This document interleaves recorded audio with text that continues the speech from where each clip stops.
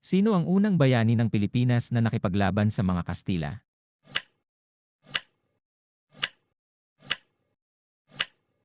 Lapu-Lapu. Kailan idineklara ang kalayaan ng Pilipinas mula sa Espanya?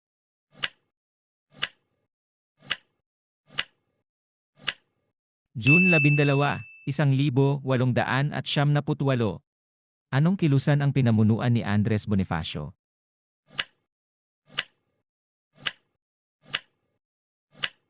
Katipunan. Sino ang sumulat ng nobelang Noli Me Tangere?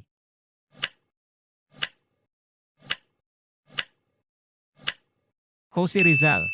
Sino ang tinaguriang Dakilang Lumpo?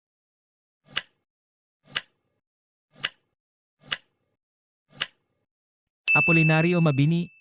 Anong relihiyon ang dinala ng mga Espanyol sa Pilipinas?